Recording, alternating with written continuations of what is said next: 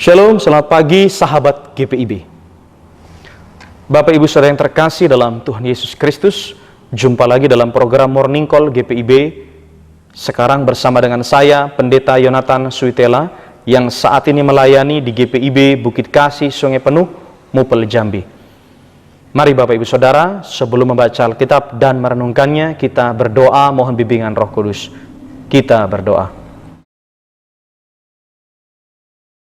Bapa dalam Tuhan Yesus Kristus, kami bersyukur atas segala kasih dan kebaikan Tuhan yang sudah menyertai kami sepanjang malam istirahat kami, untuk kami diberikan kesehatan kebugaran di hari yang baru, dan kami boleh menyaksikan cinta Tuhan di sepanjang hari ini ketika kami akan mengawalinya dengan firman Tuhan dan kebenarannya. Ampuni kami akan segala salah dosa kami ya Bapa. Biarlah hikmat Roh Kudus menuntun hati dan pikiran kami untuk memahami seluruh kebenaran Allah yang akan dinyatakan.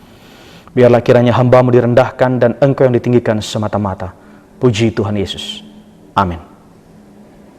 Bapak Ibu Saudara yang terkasih dalam Tuhan Yesus, bacaan kita pagi ini dari kitab 1 Petrus pasal 2 ayat 4 sampai 8. 1 Petrus 2 ayat 4 sampai 8, demikian firman Tuhan.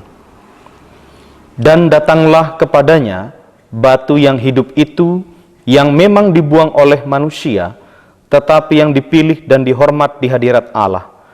Dan biarlah kamu juga dipergunakan sebagai batu hidup untuk pembangunan suatu rumah rohani bagi suatu imamat kudus, untuk mempersembahkan persembahan rohani yang karena Yesus Kristus berkenan kepada Allah. Sebab ada tertulis dalam kitab suci, sesungguhnya aku meletakkan di Sion sebuah batu yang terpilih, sebuah batu penjuru yang mahal, dan siapa yang percaya kepadanya tidak akan dipermalukan. Karena itu bagi kamu yang percaya, ia mahal, tetapi bagi mereka yang tidak percaya, batu yang telah dibuang oleh tukang-tukang bangunan telah menjadi batu penjuru, juga telah menjadi batu sentuhan dan suatu batu sandungan. Mereka tersandung padanya, karena mereka tidak taat kepada firman Allah, dan untuk itu mereka juga telah disediakan. Demikianlah firman Tuhan, terpujilah Tuhan Yesus Kristus.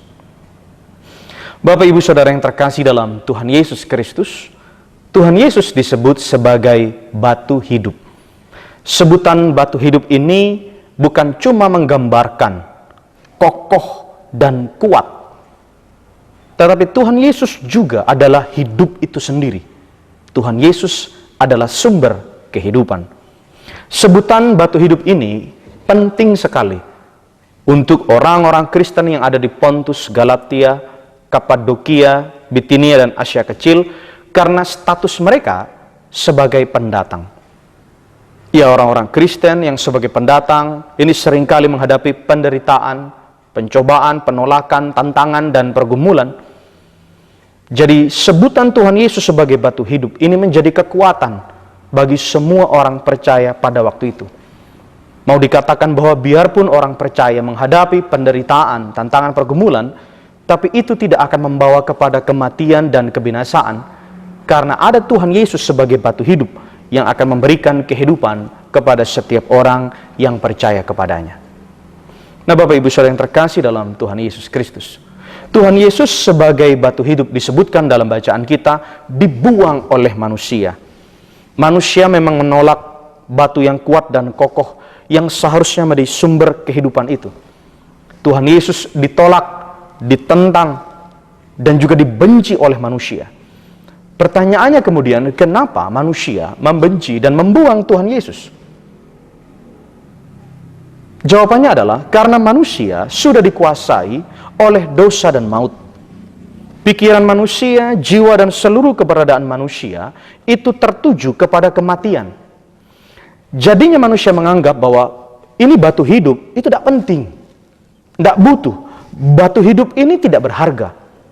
Jadi kalau tidak berharga, tidak penting, dan tidak dibutuhkan, ya dibuang saja begitu. Manusia membuang Tuhan Yesus yang adalah batu hidup. Tetapi firman Tuhan kemudian mengatakan, batu itu dipilih dan dihormati di hadirat Allah. Tuhan Yesus sangat berharga, sangat terhormat, dan jauh bernilai dibandingkan apapun. Bapak yang terkasih dalam Tuhan Yesus, beginilah seharusnya setiap orang percaya melihat Tuhan Yesus sebagai batu hidup. Bahwa Tuhan Yesus itu berharga dan terhormat. Setiap orang percaya harus selalu datang kepada Sang Batu Hidup. Berikutnya Bapak Ibu Saudara, sebutan batu hidup dalam bacaan kita ini juga dipakai untuk orang-orang yang percaya. Jadi semua orang yang percaya kepada Tuhan Yesus juga kita adalah batu hidup. Bahwa setiap orang percaya juga dipanggil untuk membangun tubuh Kristus dan menjadi persembahan bagi kemuliaan Allah. Dan sekalipun Tuhan Yesus dibuang, tapi batu yang dibuang itu lalu kemudian menjadi batu penjuru. Catatannya Bapak Ibu Saudara, batu penjuru itu sangat penting untuk membangun sebuah bangunan.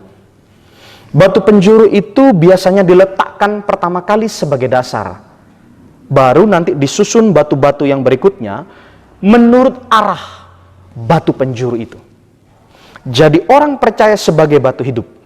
Kita sebagai batu hidup harus ikut arah Yesus Kristus sebagai batu penjuru. Bagaimana kemudian kita merefleksikan firman Tuhan ini dalam kehidupan kita sehari-hari?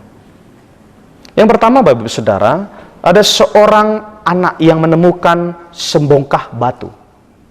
Dia membawa batu ini pulang ke rumah, dan sampai di rumah, batu ini dijadikan hanya sebagai ganjal pintu. Lalu kemudian datang seorang ahli batu-batuan. Ahli ini bisa mengenali setiap batu dengan mengamatinya dan melihatnya. Lalu ahli ini melihat batu yang menjadi ganjal pintu di rumah tersebut.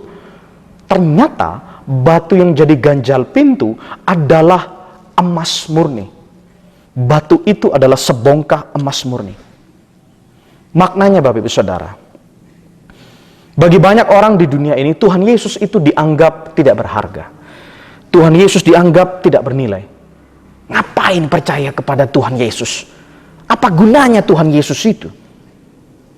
Pertanyaannya, kenapa mereka bisa mikir begitu? Kenapa mereka berkata seperti itu? Karena mereka tidak ngerti.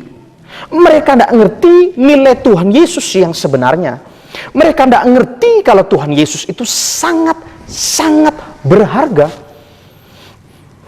Bapak yang terkasih dalam Tuhan Yesus, bahkan bukan cuma untuk orang yang tidak percaya yang menganggap Tuhan Yesus tidak berharga. Seringkali bagi kita orang Kristen, kita menganggap Tuhan Yesus itu dianggap tidak penting. Tuhan Yesus dianggap tidak penting, cuma dianggap sebagai tempelan formalitas sebuah doa dan ibadah. Tuhan Yesus bahkan cuma dijadikan sebagai pilihan terakhir. Kalau kita sudah cari solusi jalan keluar ke sana kemari, kita cari jalan keluar, lalu kemudian tidak dapat, baru kita datang kepada Tuhan Yesus. Bapak yang terkasih dalam Tuhan Yesus, kita tidak sadar, kita tidak paham bahwa Tuhan Yesus itu adalah batu hidup. Tuhan Yesus itu begitu kuat, kokoh, dan Dia sumber kehidupan.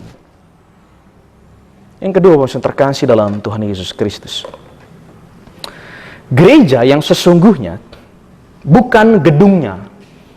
Gereja yang sesungguhnya bukanlah organisasinya. Bapak yang terkasih dalam Tuhan Yesus Kristus, GPIB dikenal sebagai gereja yang tertib, organisasi, administrasi. Ia perlu memang administrasi, organisasi, karena gereja perlu adanya keteraturan. Persekutuan, pelayanan kesaksian itu perlu ditata dan diatur. Tetapi jangan lupa bahwa kita ini juga adalah batu hidup. Kita ini bukan gedung yang mati. Kita ini bukan persekutuan yang mati.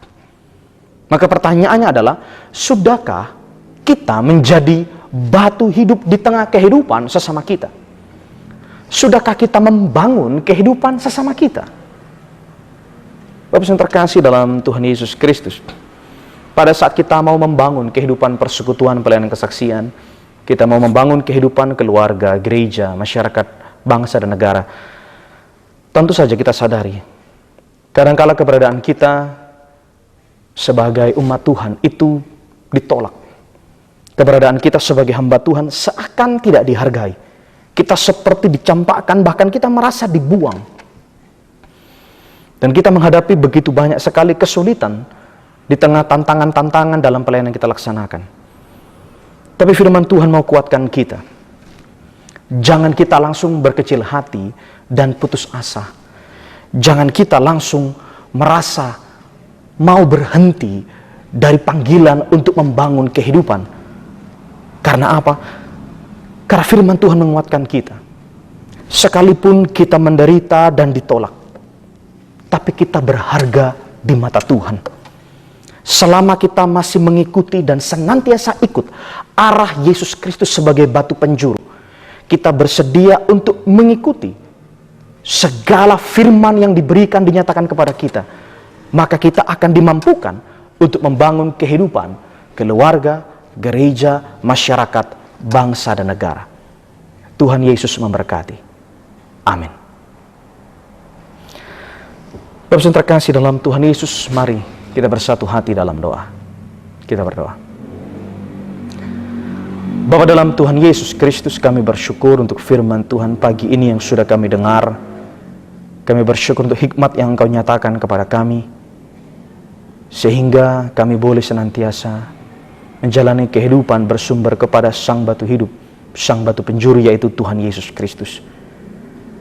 Jadikanlah kehidupan kami juga sebagai batu-batu hidup untuk kami membangun kehidupan sesama, membawa persembahan kepada Allah. Dan kami tahu ya Bapa, di tengah panggilan pengutusan kami sebagai umat-Mu, sebagai hamba-Mu dan pelayan-Mu, berulang kali kami menghadapi penolakan, penderitaan, tantangan dan pergumulan. Jangan biarkan kami berputus asa ya Bapa. Ajar kami terus menghayati bahwa Yesus Kristus adalah Sang Batu Hidup. Engkau kokoh dan kuat, dan Engkau juga memberikan kepada kami kehidupan.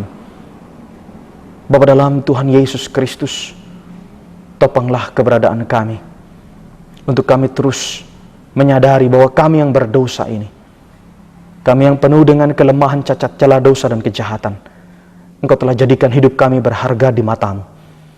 Karena itu biarlah kami juga boleh menjadi berkat dalam kehidupan keluarga kami, gereja, masyarakat, bangsa, dan negara. Kami berdoa untuk gereja Protestan di Indonesia bagian Barat. Engkau memberkati seluruh fungsionaris Majelis Sinode, GPIB, staf dan karyawan. Engkau berkati umat Tuhan yang ada di seluruh gereja GPIB. Bahkan Tuhan memberkati persekutuan pelayanan kesaksian kami bersama-sama. Kami doakan Bapa di sorga tiap-tiap keluarga dan pribadi yang berjumpa dengan rupa-rupa pergumulan. Berikanlah hikmat kepada kami ya Bapa, untuk menjalani kehidupan ini bergantung kepada Tuhan Yesus Kristus sebagai Sang Batu Hidup. Utuslah kami ya Bapa, dan sertai kami di sepanjang hari ini, menjalani semua aktivitas kegiatan kami dengan kekuatan dari Roh Kudus. Inilah segenap doa kami. Ampuni kami akan segala salah dosa kami. Di dalam nama Tuhan Yesus Kristus kami berdoa kepada Allah Bapa di sorga. Amin. Demikianlah renungan Morning Call pagi hari ini. Selamat menjalani hari ini bersama dengan Tuhan. Tuhan Yesus memberkati. Shalom.